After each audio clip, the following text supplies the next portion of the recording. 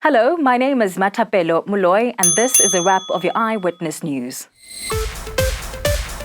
This is Eyewitness News. There are calls for the government to tighten its food regulatory systems following the deaths of 4 children in 2 separate incidents in Gauteng. On Wednesday, police confirmed the passing of 2 children in the West Rand after eating poisonous food purchased from a taxi rank. While in Soweto, 2 boys died after allegedly eating biscuits from a local spaza shop, with 3 others receiving medical attention.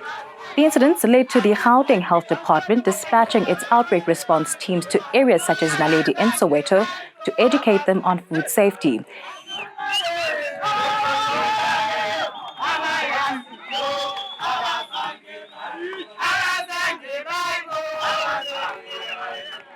This week in Gauteng, we have seen 5 children die from 2 separate incidents of alleged food poisoning. Now on Sunday, 2 children from Naledi in Soweto died after purchasing biscuits from a nearby spaza shop. A 3rd child was confirmed to have died in hospital on Thursday. In the second incident, 2 children aged 2 and 3 years old died after eating snacks purchased from a taxi rank in Bechersdal, West Rand. Now, these incidents have brought into sharp focus the issue of food inspection or lack of it. The Department of Health says it will be intensifying its education drive on food handling, especially in township areas. Meanwhile, the Gauteng Police Commissioner, Elias Mawela, is urging communities to not take the law into their own hands and give the police time to investigate the real cause of death for these 5 children. Thabiso Goba, Eyewitness News. As the country grapples with an outbreak of the avian flu, poultry producers are being urged to observe strict biosecurity measures. Also known as bird flu, the disease has infiltrated South Africa's poultry market, resulting in millions of chickens being culled. Well, this has resulted in egg and chicken shortages across the country. As the retail industry fears the catastrophic consequences of this outbreak, the Department of Agriculture has assured them it's doing all it can to contain the spread. Government working with industry are ensuring that there's not going to be any adverse impact in terms of shortage of what they need. Secondly, that in terms of safety of the food that they have, they are assured that it is safe because of these measures that I've indicated. While the disease has so far spread to farms in 6 of the country's provinces, including Gauteng.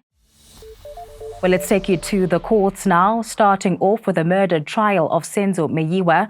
The whereabouts of the 5 men accused of murdering the football star was thrust into focus this week. Well, this state witness, Constable Sizwe Zungu, faced tough grilling from the defense after he claimed to have seen the men at a hostel in Vosloorus the day Meyiwa was killed. But the lawyer representing 2 of the accused has disputed this. And you see that that place is where it's George Cobb hostel in Johannesburg. It's not the hostel where you said the accused were.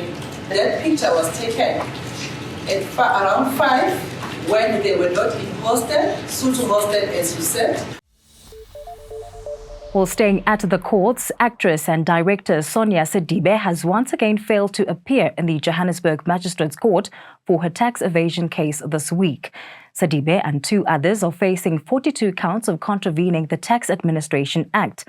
The 3 are directors of reality show stable The Real Housewives of South Africa. The NPA's Pindi Mjonondwane. We also raised concerns as the prosecution because we cannot have undue delays. And we raised our concerns with the court, and the court then marked the matter final. So we are hoping that on the 20th of October, all 3 accused will be present in court. And we wrap up in the world of sports. The Cricket World Cup in India started on Thursday as the Proteas began their quest for a maiden title on Saturday when they play Sri Lanka. Mawande Mateza takes a look at both of those games. The Cricket World Cup has a simple format this year.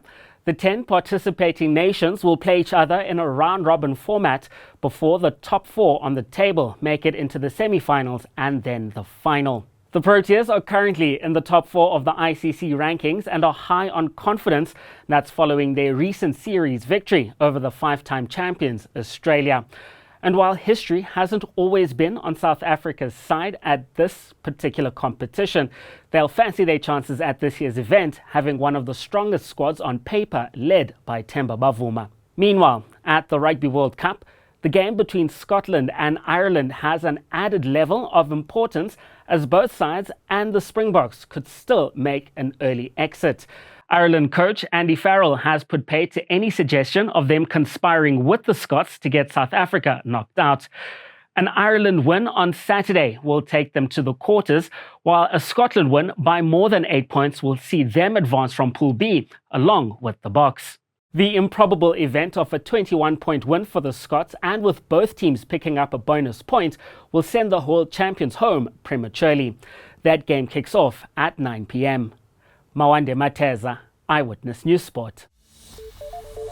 And that is all we have for you this week. Again, remember to like, share and to subscribe.